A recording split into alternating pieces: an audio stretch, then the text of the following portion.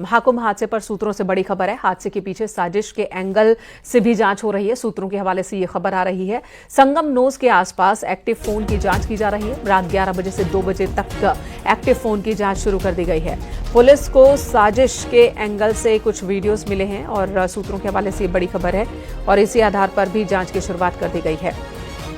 तो बड़ी खबर इस वक्त आ रही है संगम नोज, जहां पर बताया ये जा रहा है कि जब हादसा हुआ था, भगदड़ मची थी, तो उस वक्त कुछ साजिश भी रची गई थी और इस बात की चर्चा बहुत सारे लोग भी कर रहे थे। अब पुलिस भी इस एंगल से भी जांच शुरू कर रही है। सूत्रों के हवाले से खबर है कि रात 11 बजे से 2 बजे तक जितने फोन वहां पर एक्टिव थे, उन फोन कॉल्स की भी जांच की जाएगी। कुछ ऐसे वीडियोस मिले हैं पुलिस को जो साजिश की बात को पुख्ता करते दिख रहे हैं और यही वजह है कि इस एंगल से भी जांच होगी। आपको बता दें, दूसरे अमृत स्नान के दिन रात में भगदड़ मच गई थी। लगभग 1:30 से 2 बजे के आसपास कई लोगों की जान चली गई थी। अनुपम मिश्रा हमारे सहयोगी इस वक्त हमारे साथ फोन लाइन पर मौजूद हैं। अनुपम, इस बारे में और विस्तार से बताएं। से मौनी अमावस्या के दिन रात में जिस तरीके से घटना हुई थी, सरकार उसके बाद जिस तरीके से गंभीर हुई, लगातार उसी तरह से पुलिस और एसटीएफ की टीम भी इस पूरे मामले की जांच पड़ताल कर रही है। और जो शुरुआती जांच पड़ताल हुई है उसमें एसटीएफ की टीम को साजिश के एंगल पर जांच को आगे ले जा रही है। जो रात 11 बजे से लेकर के सुबह 2 बजे तक के जो वीडियो कॉल्स हुई हैं या फुटेजेस हुए हैं, जो कॉल्स हुई हैं, उनके नंबर्स को टावर लोकेशंस के आधार पर ट्रेस किया जा रहा है। यानी कि जांच को कई दिशा में लेकर के जाया जा रहा है और साजिश के एंगल के जो वीडियोस भी जो सोशल मीडिया पर वायरल हुए हैं, उन तमाम वीडियोस को भी यहाँ पर देखा जा रहा है। जो लोगों के बयान है उनको भी ट्रेस किया जा रहा है। कुछ ऐसे लोग जिन्होंने की कुछ बातें कही थी कि किसी ने कुछ किया है, किसी ने कुछ किया है, उन सारे लोगों को भी ट्रेस किया जा रहा है। उनके भी बयान दर्ज कराने की कोशिश की जा रही है कि पुलिस उन लोगों तक पहुंच सके या एसटीएफ की टीम उन लोगों तक पहुंच सके ताकि वास्तविक स्थिति का पता लग सके। लेकिन साथ साथ आपको बता दें कि रात 11 बजे से लेकर के सुबह 2 बजे तक के बीच की जो कॉल्स हुई हैं, जो बातें हुई हैं, उनको यहाँ पर ट्रेस किया जा रहा है। उस एरिया बेस की लोकेशंस को ट्रेस किया जा रहा है ताकि यानी कि पुलिस का जो खुफिया तंत्र है वो पूरी तरह से एक्टिव मोड में आ गया है। एसटीएफ की टीम पूरी तरह से एक्टिव मोड में आ गई है और ये पता लगाने की कोशिश की जा रही है कि आखिर इस घटना के पीछे की वजह असली क्या है। क्योंकि जिस तरीके से लोग स्नान करने के लिए आ रहे थे, सारी व्यवस्थाएं वहां पर थी, एकाएक इस तरीके के हालात क्यों पैदा हुए कि लोगों को वहां से भागना पड़ा? क्या ऐसा मैसेज हुआ? क्या लोगों ने अफवाह फैलाई? क्या ऐसी चीजें हुई? इन सब बातों की जांच पड़ताल के लिए अब मेनका एसटीएफ की टीम काम कर रही है। जी अनुपम, धन्यवाद इस वक्त पूरी जानकारी देने के लिए। तो एसटीएफ की टीम भी जुट गई है। साजिश के एंगल से भी अब जांच की शुरुआत कर दी गई है।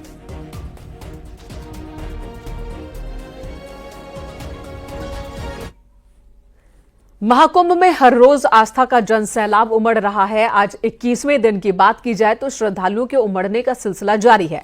आज सुबह 10 बजे तक की बात की जाए तो 72,36,000 से ज्यादा श्रद्धालुओं ने स्नान किया। इस तरह महाकुंभ में अब तक 34 करोड़ 33 लाख से ज्यादा लोग स्नान कर चुके हैं। कल होने वाले बसंत पंचमी के महास्नान को लेकर तैयारियां तेज कर दी गई हैं। उधर श्रद्धालु इंतजामों की तारीफ करते नहीं थक रहे हैं। तो कल तीसरा अमृत स्नान है, उससे पहले तमाम तैयारी कर ली गई है। अब तक 34 करोड़ 33 लाख श्रद्धालुओं ने स्नान किया है।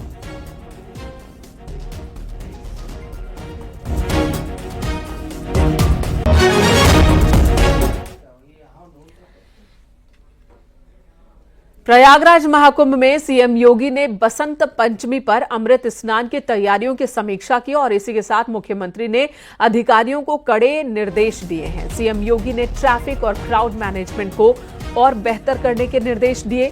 सीएम योगी ने कहा कि बसंत पंचमी पर अचूक व्यवस्था होनी चाहिए, ट्रैफिक क्राउड मैनेजमेंट और बेहतर होना चाहिए और ऐसा इंतजाम होना चाहिए कि संगम आने वाले श्रद्धालुओं को कम से कम चलना पड़े। पैंटून पुल पर आवाजाही की व्यवस्था भी दुरुस्त की जाए। साथ ही सभी रास्तों पर पार्किंग स्पेस बढ़ाने के भी निर्देश मुख्यमंत्री ने दिए। सीएम योगी ने कहा कि संत हो या फिर श्रद्धालु, सबकी सुरक्षा सुविधा सुनिश्चित करना हमारी जिम्मेदारी है। इसलिए जहां कोई भी समस्या हो, आला अधिकारी खुद मौके पर पहुंचे। शोभा यात्रा का रूट सामान्य स्नान करने वाले श्रद्धालुओं के आवागमन का मार्ग में बाधा ना हो और किसी भी स्तर पर चूक की कोई गुंजाइश न रहे। ये तमाम निर्देश मुख्यमंत्री की ओर से अधिकारियों को दिए गए हैं और ये भी कहा गया है कि कहीं पर भी कोई रास्ता एक दूसरे को क्रॉस न करे। हालांकि ये व्यवस्था पहले से ही की गई है, जहां पर श्रद्धालु एक दूसरे को क्रॉस न करें। सीनियर अधिकारी प्रमुख स्थलों पर कैंप करें, ये निर्देश भी मुख्यमंत्री के। अब क्योंकि कल बसंत पंचमी का अमृत स्नान होना है, जिसको लेकर भी युद्ध स्तर पर तैयारियां की गई हैं। कल खुद उत्तर प्रदेश के मुख्यमंत्री योगी आदित्यनाथ ने प्रयागराज मेला प्रबंधन के सभी पुलिस प्रशासनिक अधिकारियों के साथ एक अहम बैठक की है, जिसमें स्पष्ट निर्देश दिया है कि किसी भी कीमत पर अब कोई लापरवाही बर्दाश्त नहीं की जाएगी। कोशिश ये की जाए कि महाकुंभ में पहुंचने वाले श्रद्धालुओं को कम से कम चलना पड़े और उन्हें किसी भी तरह की असुविधा नहीं होनी चाहिए, चाहे वो प्लांटून पुलों का मैनेजमेंट हो या फिर उनकी सुख सुविधा या सुरक्षा का ख्याल हो। इन सभी मानकों को पूरा किया जाए और कोशिश उनकी पहली प्राथमिकता पूज्य साधु संतों के साथ आम श्रद्धालु होने चाहिए। वीआईपी प्रोटोकॉल किसी भी कीमत पर यहाँ पर लागू नहीं होगा। किसी भी वीआईपी को इस क्षेत्र में अब एंट्री नहीं दी जाएगी। और आज बसंत पंचमी पर बद्रीनाथ धाम के कपाट खुलने का शुभ मुहूर्त निकाला गया। 4 मई को सुबह 6 बजे कपाट खुलेंगे। बद्री विशाल के कपाट श्रद्धालुओं के लिए भगवान बद्री विशाल के दर्शन के लिए खोले जाएंगे। तो ये बड़ी खबर इस वक्त हम आपको दे दें, 4 मई को सुबह 6 बजे खुलेंगे बद्री विशाल के कपाट। तो तारीख तय हो गई है, मुहूर्त निकाला गया है। ये मुहूर्त 4 मई सुबह 6 बजे का निकला है। बसंत पंचमी के मौके पर मुहूर्त निकाले जाने की परंपरा है कि बद्रीनाथ धाम के कपाट लोगों के दर्शन के लिए कब खुलेंगे, तो 4 मई सुबह 6 बजे 2025 में बद्रीनाथ धाम के कपाट खुलेंगे। बद्री विशाल के कपाट श्रद्धालुओं के लिए खुल जाएंगे और परंपरा के हिसाब से आज नरेंद्र नगर राजमहल में राजपुरोहितों ने पूरे विधि विधान से महाराजा मंजूजेंद्र शाह की जन्मपत्री देखकर बद्रीनाथ धाम के कपाट खुलने का शुभ मुहूर्त निकाला। आशीष डोभाल हमारे साथ फोन लाइन पर मौजूद है। आशीष, वो तारीख तय हो गई, उस तारीख का ऐलान हो गया जब बद्री विशाल के कपाट ग्रीष्मकाल के लिए खुलेंगे। आपको बताना चाह रहा हूं कि आज 2025 की जो चारधाम यात्रा है, उसके प्रमुख धाम बद्रीनाथ धाम की जो कपाट खुलने की तिथि होती है, जब श्रद्धालु दर्शन करते हैं, वो 4 मई को निकल गई है। और सुबह 6 बजे के ब्रह्म मुहूर्त में जितने भी श्रद्धालु हैं पूरे देश भर के विदेश के, वो आकर यहाँ पर दर्शन कर सकते हैं। और इसकी तैयारी और इसकी घोषणा राजमहल के द्वारा कर दी गई है। जी मेनका।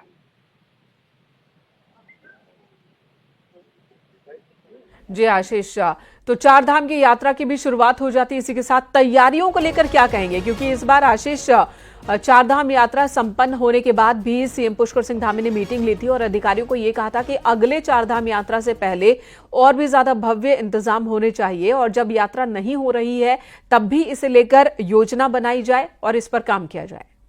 जी मेनका, जैसे आप देख रही थी, अभी शीतकालीन जो 4 धाम यात्रा थी वो लगातार जारी थी। उसके मद्देनजर लगातार जो अधिकारी वर्ग था, क्योंकि पुष्कर सिंह धामी के सख्त निर्देश थे कि 4 धाम यात्रा में पिछले साल की जो कमी रही थी 2024 की, वो कमी दोबारा रिपीट ना हो, उसको लेकर पूरी तैयारी कर दी गई है। और अभी 3 फरवरी को एक ऋषिकेश में ही एक बड़ी मीटिंग होने जा रही है, जिसमें पूरा आला जो 4 धाम यात्रा का जो भी पूरे अधिकारियों को जिम्मेदारी सौंपी गई है, पूरे आला अफसर उसमें बैठेंगे और उस पर डिस्कस करेंगे कि इस बार की 4 धाम यात्रा में किसी भी तरह की देश विदेश से जो श्रद्धालु आ रहे हैं उन्हें कोई भी कमी ना हो। तो ये पूरी तैयारियां सरकार की स्तर पे भी चल रही है और इसकी विधिवत घोषणा जो होती है विधि विधान के साथ, वो कर दी गई है आज। धन्यवाद आशीष इस वक्त पूरी जानकारी देने के लिए।